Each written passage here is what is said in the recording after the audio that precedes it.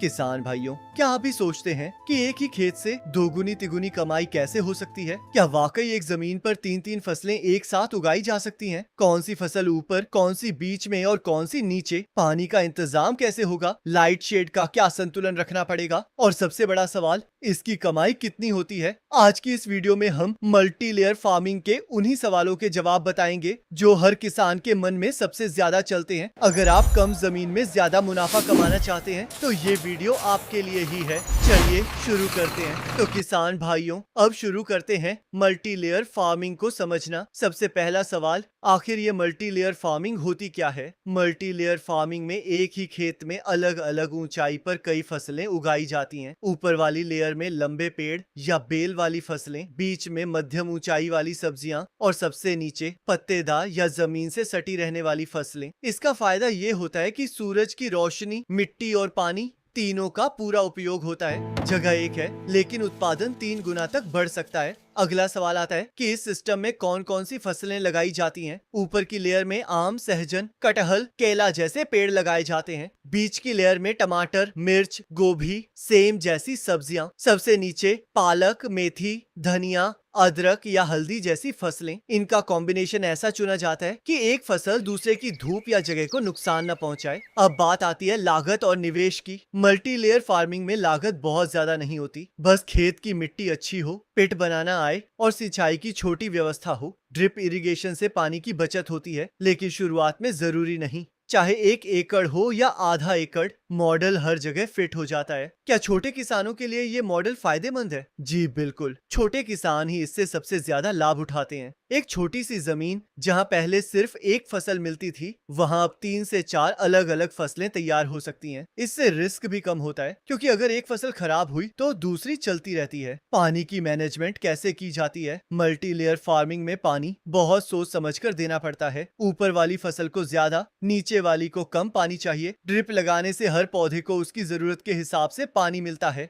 ज्यादा पानी देने से निचली लेयर की फसलें खराब भी हो सकती हैं, इसलिए हल्के और नियमित सिंचाई का सिस्टम अपनाना पड़ता है। अब आता है सबसे बड़ा मुद्दा, सूरज की रोशनी और छाया। ऊपर की फसल हल्की छाया देती है, जिससे नीचे की फसलें गर्मी में भी सुरक्षित रहती हैं, लेकिन इसका चयन बहुत सोचकर करना चाहिए। उदाहरण के लिए, केला ऊपर, पपीता बीच में और हल्दी नीचे। हल्दी को खूब फायदा मिलता है क्योंकि उसे आधी छाया पसंद है। इसी तरह पालक, धनिया और अदरक जैसी फसलें नीचे वाली लेयर में बहुत अच्छा प्रदर्शन करती हैं। मिट्टी और खाद कैसे संभालें? क्योंकि एक ही मिट्टी में 3 फसलें लगी होती हैं, इसलिए जैविक खाद यानी गोबर की सड़ी खाद, वर्मी कंपोस्ट और जैविक टॉनिक सबसे अच्छा काम करते हैं। एनपीके का संतुलन अलग अलग लेयर में बनाए रखना जरूरी है। हर 25 से 30 दिन में हल्की खुरपाई और मल्चिंग मिट्टी को मजबूत रखती है। रोग और कीट नियंत्रण मुश्किल होता है क्या? थोड़ा सा ध्यान रखने से ये भी आसान हो जाता है। फसलें अलग अलग लेयर में हैं, इसलिए एक दूसरे को सीधा नुकसान नहीं करती। नीम तेल, देशी जैविक घोल, पीओसी और फेरोमोन ट्रैप से कीट नियंत्रण आसानी से हो जाता है। छाया वाली जगहों में फंगल रोग बढ़ाते हैं, इसलिए हवा का रास्ता खुला रखना जरूरी है। अब सबसे महत्वपूर्ण बात,